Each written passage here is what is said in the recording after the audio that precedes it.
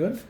My name is Ayush and I'm here to explain you about how RBI does liquidity management and inflation control. So बिना time waste किए चलो start करते हैं. अभी हम देख रहे हैं कि इन्फ्लेशन काफ़ी बड़ा हुआ है. मतलब चीज़ों की प्राइस पहले अगर 10 रुपये थी और लोगों ने सोचा था कि अभी 12 रुपये होगी इस साल, तो 12 नहीं तो 14 या 15 हो गई है. तो आप देख रहे हो इस तरह से लोगों की एक्सपेक्टेशन से ज़्यादा प्राइसेस हो रखी हैं. तो अब उसी पे आरबीआई ने अभी पॉलिसी अनाउंस की कि वो रेपो रेट बढ़ा रहे हैं 50 बेसिस पॉइंट से, और वो एक्सपेक्ट करते हैं कि इससे इन्फ्लेशन कंट्रोल हो जाएगा. तो लेट्स सी कि ये दोनों चीज़ें कैसे कनेक्ट होती है एंड हाउ आरबीआई श्योर कि हाँ वो ऐसा कर पा रहे हैं. इससे पहले हम कुछ स्ट्रक्चर समझेंगे कि क्या क्या टूल्स हैं आरबीआई के पास जिससे वो ऐसा कर सकते हैं और क्या कौन सा उन्होंने अभी यूज़ किया है. तो एक तो आरबीआई को समझना है तो आप ऐसे समझ लो कि वो सारे बैंकों का बैंक है और गवर्नमेंट का बैंक है. तो इसका क्या मतलब हुआ कि बैंक्स के भी अकाउंट होते हैं आरबीआई के पास, और गवर्नमेंट को भी अगर पैसा चाहिए होता है तो आरबीआई के पास आता है. तो अब आरबीआई के पास दो डायरेक्ट तरीके हैं जिससे वो बैंक को कहता है कि हम तुम्हारे पैसे को, जिससे वो लिक्विडिटी कंट्रोल कर सकता है और उनके पैसे कितने हो गए बैंक में लोन में देने के लिए वो कंट्रोल कर सकता है. तो एक है CRR, cash reserve ratio. Cash reserve ratio का आरबीआई ने कहा बैंक से कि देखो यार, अगर तुम्हारे पास जितने डिपॉजिट्स हैं, लोगों ने पैसे डिपॉजिट कर रखे होंगे ना, जिसको हम ये भी कहते हैं डिमांड एंड टाइम लाइबिलिटीज़, तो जितने भी तुम्हारे पास ये डिपॉजिट है उसका कुछ परसेंट तुमको एज अ कैश मेरे पास रखना पड़ेगा, ताकि अगर आगे चल के कुछ अगर ऐसा हो कि लोगों को अचानक से पैसे की ज़रूरत हो, तुमसे पैसे मांगने आए और तुम सारा लोन में ही दे दोगे, तो फिर how you going to repay them. ठीक है, तो आरबीआई ने ये कह के रखा है कि भाई थोड़े पैसे तुमको मेरे पास रखने पड़ेंगे. और आरबीआई अपने हिसाब से CRR को इंक्रीज़ कर सकता है या डिक्रीज़ कर सकता है. अभी जैसे 4.50% है, तो इसका मतलब कि आरबीआई कहता है कि अगर तुम्हारे पास 100 रुपये डिपॉजिट हो रखे हैं तो अराउंड 4.5 रुपये तुम मेरे पास रख दो. तो इससे क्या होगा, इससे ऐसे समझ लो कि अगर अचानक से आरबीआई ने CRR बढ़ाया, मतलब ऐसे जब रेशियो बढ़ाया कि उसने कहा कि 4, 4.5 नहीं है, 5 रुपये आपको रखना पड़ेगा, इससे क्या होगा कि जो बैंक है, जो पहले बैंक के पास से 50 रुपये लोन में देने के लिए थे, वो आपको उसको लोन दे रही थी, तो कुछ पैसे कम हो गए क्योंकि वो तो आरबीआई के पास उसने डाल दिया, तो वो पैसे कम पैसे का लोन दे पाएगी. अब कम पैसे लोन देगी मतलब लोगों के पास कम पैसे आएंगे, मतलब मार्केट में कम पैसा होगा, इकोनॉमी में कम पैसा होगा, और पैसा कम है तो मतलब उसकी वैल्यू क्या होगी, ज़्यादा. ठीक है, तो इस तरह से वो ये कंट्रोल कर लेते हैं कि कितना पैसा इकोनॉमी में होगा और पैसे की वैल्यू कितनी होगी. पैसों की वैल्यू ज़्यादा होगी तो मतलब सामान की वैल्यू कम हुई. ठीक है, तो मतलब इन्फ्लेशन कंट्रोल में होगा. ठीक है, दूसरा तरीका क्या है उनके पास, डायरेक्ट कंट्रोल, SLR, जिसे कहते हैं स्टैचुटरी लिक्विडिटी रेशियो. आरबीआई ने कहा कि चलो ठीक है, तुम CRR तो रख ही रहे हो 4.5% का, you are also required to keep certain portion of your, मतलब डिपॉजिट, जितना तुम्हारे पास डिपॉजिट्स हैं, that is time, demand and time liabilities है, या फिर कैश में, या फिर गोल्ड में, या फिर in form of government securities like treasury bill and dated securities, इनके फॉर्म में कुछ पैसा एज ए लिक्विड एसेट अपने पास आपको रखना है. और ये अराउंड 18% है इस समय. ठीक है, तो तुमको इतना पैसा अपने पास रखना है. तो इस तरह दो तरीके से बैंक ने कंट्रोल, आरबीआई ने कंट्रोल कर लिया बैंक्स को. एक तो उसने कहा कि यार कुछ कैश मेरे पास रखो और कुछ लिक्विड एसेट के फॉर्म में अपने पास रखो. तो ये सारी इस चीज़ों को बढ़ा के, अब जैसे उन्होंने से SLR बढ़ा दिया कि नहीं 20% रख सकते हो, 20% रखना पड़ेगा. अब उन्हें 20% रखना पड़ेगा, फिर अगेन वो कंट्रोल कर सकते हैं कि कितना पैसा इकोनॉमी में गया. ठीक है, तो ये हो गया हमारा SLR. अब दिक्कत क्या है, जो ये CRR और SLR है, इनका इम्पैक्ट जो होता है वो लॉन्ग टर्म इम्पैक्ट होता है. मतलब अगर मुझे तुरंत लिक्विडिटी कम करना है कि मतलब इसी 3 क्वार्टर में हो जाए, क्वार्टर में ये इफेक्ट दिखने लगे, तो फिर उसके लिए ये टूल उतने इफेक्टिव नहीं है. अब ये लेकिन डायरेक्ट यही दो तरीके हैं. उसके बाद एक है ओपन मार्केट ऑपरेशन. ये मीडियम टर्म लिक्विडिटी, जैसे 2 क्वार्टर 1 क्वार्टर के टर्म में अगर हमें इन्फ्लेशन या फिर तुम्हें एडजस्ट करना है या फिर लिक्विडिटी एडजस्ट करनी है तो हम ये नॉर्मली यूज़ करते हैं. ठीक है, इसमें क्या करते हैं कि ये कोई बाइंडिंग नहीं है बैंक्स के लिए, पर आरबीआई कहती है, क्या करती है कि वो जो गवर्नमेंट सिक्योरिटीज़ है, गवर्नमेंट सिक्योरिटीज़ की विशेषता क्या है कि गवर्नमेंट ने कहा भैया तुम हमको पैसे दो, लोन दो, हम तुम्हें इतना पैसा इंटरेस्ट देंगे.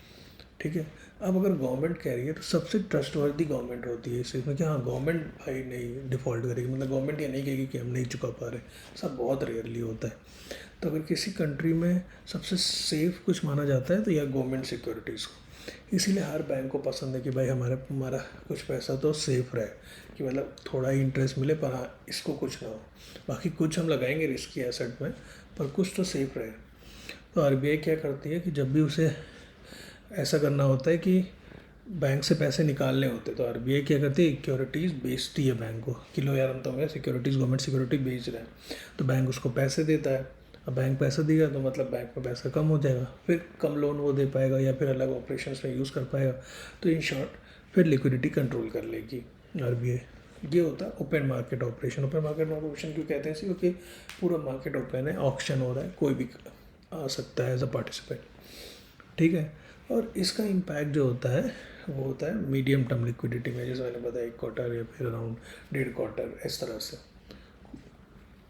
अब अगला सबसे इम्पोर्टेंट कॉन्सेप्ट है जो कि बहुत यूज़ हो रहा है, वो है एलएएफ, जो कि कहते हैं लिक्विडिटी एडजस्टमेंट फैसिलिटी। इसको ये भी कहते हैं repo rate and reverse repo rate operations. तो इसमें क्या होता है, तो पहले ये समझो कि बैंक ना कभी कभी ऐसा होता है कि बैंक को इमीडिएट रिक्वायरमेंट है फंड की। क्यों, कोई अचानक से आ गया जिसने बहुत ज़्यादा पैसे बैंक में डिपॉजिट किए थे, उसने मांग लिए, ठीक है, और उस समय बैंक काफ़ी पैसा वैसे भी दे चुका है लोगों को, तो उसको इमीडिएटली रिक्वायरमेंट है फंड की, किसी को देना है। या फिर बैंक को ऐसे भी हो सकता है कि बैंक बहुत good amount of money land कर रही है तो उसको इमीडिएट रिक्वायरमेंट ऑफ फंड की। और एक और इम्पॉर्टेंट चीज़ ये जानने की है कि जो बैंक को मतलब इससे पहले जैसे डे स्टार्ट हुआ तो end of the business day तक बैंक को हमेशा मेंटेन करना पड़ता है कैश रिजर्व रेशियो CRR। पर इमेजिन करो कि कुछ स्पेंडिंग ऐसी हो गई जिससे रेशियो कम हो गया, मतलब 100 रुपये रखने थे और 90 ही रखे या 95 ही रखे, तो बाकी जो 10 या 5 का अंतर आया वो फिर उन्हें तुरंत चाहिए कि नहीं भाई दिन ख़त्म होने से हमको बोरो करना है। अब ये बोरो वो 2 तरीके से कर सकते हैं, या फिर वो चलो आरबीआई के पास चले जाएँ कि आरबीआई मेरे को 10 रुपये दे दो, या फिर वो बैंक के पास चले जाएँ, दूसरे बैंक्स के पास। अब दूसरे बैंक का ये तो है कि वो इंटरेस्ट तुमसे कम लेंगे और आरबीआई ज़्यादा लेगा, क्योंकि आरबीआई कहता है भाई मुझसे बोरो मत करो, मुझे पसंद नहीं है, ठीक है। पर तब भी लोग आरबीआई के पास जाते हैं, क्यों, क्योंकि प्रोसेस बहुत स्मूथ है, बहुत तेज़ है, ठीक है, तो आसानी से हो जाता है, तुरंत हो जाता है, डिले नहीं होता, तो इसीलिए वो आरबीआई से पैसे बोरो करेंगे। तो ये मैंने इसलिए बताया कि to tell you an example कि हाँ क्यों ऐसा होगा कि बैंक को आरबीआई से बोरो करना पड़ सकता है इमीडिएटली, और क्यों रेपो रेट और रिवर्स रेपो रेट के ऑपरेशन सक्सेसफुल होंगे। तो अब जैसे उनको समझ लो ज़रूरत पड़ गई, रिक्वायरमेंट आ गई, ठीक है, तो क्या होगा, बैंक तो आरबीआई कह रखा है कि उसके वो एक मतलब उन्होंने ये रखा है कि रेपो रेट और रिवर्स रेपो रेट ऑपरेशंस होगा जो रेगुलरली होता रहता है, ठीक है। तो इसमें क्या होता है, इसको कहते हैं कोलेटरलाइज लेंडिंग। कोलेटरलाइज लेंडिंग जो बैंक क्या करता है, आरबीआई से पैसे बोरो करता है कुछ छोटे समय के लिए, और वो क्या करता है उसके बदले आरबीआई को सिक्योरिटीज़ सेल करता है, ठीक है, और ये प्रॉमिस करता है कि भाई कुछ टाइम बाद और इतने प्राइस पे हम तुमसे दोबारा ये सिक्योरिटीज़ खरीद लेंगे। तो ये है, और इस ऑपरेशन के लिए obviously RBI interest rate charge करता है जिसको हम कहते हैं रेपो रेट, ठीक है। तो फिर से बात समझते हैं कि बैंक को हमने समझा कि क्यों नीड हो सकती है कि आरबीआई से फंड बोरो करना पड़े, एग्जाम्पल हमने देख लिया, ओके। तो बैंक को फंड चाहिए अपनी तुरंत शॉर्ट टर्म नीड मीट करने के लिए, तो एक ऑपरेशन दे रखा है कि भाई बैंक चाहेगा कि यार कम से कम इंटरेस्ट देना पड़े, तो वो ये यूज़ करते हैं कोलेटरलाइज लेंडिंग की, ठीक है, मैं तुम्हें सिक्योरिटीज़ दे रहा हूँ, आरबीआई से कहते हैं तुम मुझे लोन दे दो और कुछ टाइम बाद में ये सिक्योरिटीज़ तुमसे खरीद लूँगा, और इंटरेस्ट जो चार्ज करता है आरबीआई रेपो रेट, ये कौन डिसाइड करता है, आरबीआई, ठीक है ना। जो ये बोरोइंग होती है ये जो शॉर्ट टर्म के लिए होती है, जैसे ओवरनाइट या 1 हफ्ते के लिए, जो 1 हफ्ते में आके हम तुम्हें दे देंगे, वापस कर देंगे, ठीक है। दूसरा है कि इफ़ आरबीआई से, अब आरबीआई भी ऐसा होता है बैंक से पैसे वो ले सकता है, तो उसके लिए आरबीआई सेल करेगा गवर्नमेंट सिक्योरिटीज़ बैंक को, तो इसके लिए जो इंटरेस्ट रेट आरबीआई पे चार्ज होता है उसे कहते हैं रिवर्स रेपो रेट, ठीक है। और हमेशा याद रखना कि repo rate should be always greater than reverse repo rate. एक बार सोचो इसका आंसर और right the answer in the comment box, तो जिसका सही होगा आई पॉइंट इट आउट, ठीक है। तो ये एक तरीका हो गया। तो लेट्स अंडरस्टैंड कि अभी आरबीआई ने क्या किया। अभी ने पिछली बार भी तुम्हारा रेपो रेट बढ़ाया था और फिर से रेपो रेट बढ़ाया, तो आरबीआई क्या कह रही है कि यार मुझसे बोरो करना तुम्हारे लिए मुश्किल होगा, ठीक है, तुमको ज़्यादा इंटरेस्ट देना पड़ेगा, और बोरो तो करना ही पड़ता है, क्योंकि हमें अक्सर ये नीड आ जाती है आरबीआई के बैंक्स के पास कि उनको आरबीआई से पैसे बोरो करने। तो यार हम बोरो करेंगे, हम तुम्हें ज़्यादा इंटरेस्ट देंगे। अब तुम्हें हम इंटरेस्ट दे रहे हैं ज़्यादा, तो इसके मतलब हुआ कि हम अगर तुमको ज़्यादा दे रहे हैं तो हम बाकियों से भी ज़्यादा इंटरेस्ट लेंगे जब उन्हें पैसे दे। अब बाकियों से इंटरेस्ट रेट बढ़ा दिया हमने, ठीक है। मान लो होम लोन का इंटरेस्ट भी बढ़ गया इसके कारण, ठीक है, या पर्सनल लोन का बढ़ गया, या और बाकी बढ़ गया इंटरेस्ट रेट। अब इंटरेस्ट रेट का मतलब, जैसे मैं बता, एक किताब की प्राइस 10 रुपये है, वैसे रुपए की प्राइस को कहते हैं इंटरेस्ट रेट। तो अगर इंटरेस्ट रेट बढ़ गया मतलब रुपए की कीमत बढ़ गई। अब रुपए की कीमत बढ़ गई तो इसका मतलब कि रुपए की वैल्यू बढ़ गई, और रुपए की वैल्यू बढ़ने का मतलब है कि चीज़ों की वैल्यू कम होना, मतलब इन्फ्लेशन कम कंट्रोल हो जाएगा। और दूसरा फ़ायदा क्या होगा कि अगर इंटरेस्ट रेट बढ़ेगा तो लोग कम पैसा लोन लेंगे, क्योंकि लोग जनरली लोन तब लेते हैं जब इंटरेस्ट रेट कम हो। तो कम लोन लेंगे तो कम पैसा जाएगा, लिक्विडिटी जाएगी मार्केट में, तो उसके कारण भी कम पैसा होगा मार्केट में, तो पैसे की वैल्यू बढ़ेगी। तो इसलिए आरबीआई एक्सपेक्ट करता है कि ओके हाँ, मेरे रेपो रेट ऑपरेशन से क्या होगा कि जो होगा मतलब मार्केट में हम इन्फ्लेशन कंट्रोल कर सकते हैं। उसके बाद एक और नया तरीका आया है जो कि है SDF, स्टैंडिंग डिपॉजिट फैसिलिटी। इसमें क्या है, क्योंकि ऐसा था कि डिमोनेटाइजेशन के टाइम पे आपने देखो अचानक से बहुत सारा पैसा बैंक के पास गया। अब आरबीआई बैंक को भी नहीं पता था उस पैसे का क्या करना है, सभी किसी को तो लोन दे नहीं सकते कि भाई डिफ़ॉल्ट हो जाए, और आरबीआई भी चाहता है कि ऐसा ना हो। और तो एक तरीका था बैंक के पास कि यार हम क्या करते हैं ना कि ये सारा पैसा हम आरबीआई को लोन दे देते हैं, ठीक है। या फिर आरबीआई ऐसा कर सकता है कि हाँ, आरबीआई मुझसे लोन ले, मतलब पैसे आरबीआई को अगर कंट्रोल चाहिए कि मतलब ये लोग ऐसे ना हो कि किसी को भी लोन दे दे, बैंक्स की इनका ओनली एक टारगेट होता है प्रॉफिट मैक्सिमाइजेशन, तो उसके लिए कुछ भी कर सकते हैं। तो आरबीआई ने क्या कहा कि अच्छा ठीक है यार, मेरे पास कंट्रोल होना चाहिए कि अगर मैं चाहूँ कि आरबीआई मेरे पास पैसा रखे, ऐसा नहीं है कि किसी को भी लोन दे दे प्रॉफिट के चक्कर में।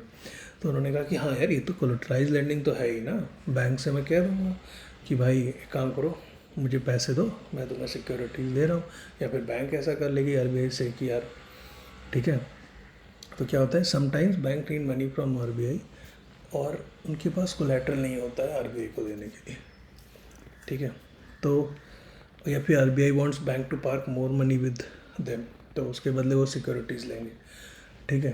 तो ऐसा ऑपरेशन हो कि आरबीआई ने सोचा कि यार अच्छा, मैं इनसे चाहता हूँ कि मेरे पास पैसे रखें, तो बेस्ट पार्ट है कि मैं इंटरेस्ट रेट बढ़ा देता हूँ, तो मेरे पास रखेंगे क्योंकि मेरे पास तो पैसा सेफ रहता है। पर उसके बाद उनके रखने के लिए भी वो सिक्योरिटीज़ होनी चाहिए, क्योंकि पहले सिर्फ तभी रख सकते थे जब आप सिक्योरिटीज़ दो। अब वो सिक्योरिटीज़ ख़त्म हो गई, नहीं है, तो बैंक नहीं रख पाएंगे, तो आरबीआई का कंट्रोल कम होगा। तो आरबीआई ने कहा नहीं, अब क्या करो, तो मेरा सिक्योरिटीज़ का भी पैसा मेरे साथ रख सकते हो। अब बेसिकली ये कब आया था, डिमोनेटाइजेशन के टाइम पे, क्योंकि उस समय बैंक के पास पैसा ज़्यादा थे। तो ठीक है, तो अगर आरबीआई उनको चाहता कि क्या कहते हैं इरेगुलर किसी को भी लोन ना दे दें बल्कि मेरे पास रखें, तो उन्होंने ये कहा कि चलो कोलेटरल ना हो, गवर्नमेंट सिक्योरिटीज़ ना हो, कोई दिक्कत नहीं, तुम ऐसे भी मेरे पास पैसे रख सकते हो, बट रिमेंबर कि इंटरेस्ट जो तुम पे चार्ज होगा अगर तुमने मुझसे पैसे बोरो किए वो ज़्यादा होगा as compare to repo rate. क्योंकि यार रेपो तो कोलेटरल लेंडिंग है, कोलेटरल मतलब तुम्हें दे रहे हैं एक चीज़ सिक्योरिटीज़ कि अगर हम नहीं भी चुका पाते तो ये सिक्योरिटीज़ है जिससे तुम कुछ ना कुछ पैसे तो निकाल लोगे। पर बिना कोलेटरल के तो ऑब्वियसली रिस्क ज़्यादा है, तो इंटरेस्ट रेट ज़्यादा होगा। इसी कंटेक्स्ट पे आपको उस क्वेश्चन का आंसर सोचना है, रेपो रेट और रिवर्स रेपो रेट, क्यों repo rate reverse repo rate से ज़्यादा है, इसी तरह के आर्ग्यूमेंट्स। तो I think I made clear कि क्या है प्रोसेस और आरबीआई कैसे करता है। तो ठीक है, thank you and please comment and if you want anything else regarding this, और please subscribe to my channel to watch more such videos. Thank you.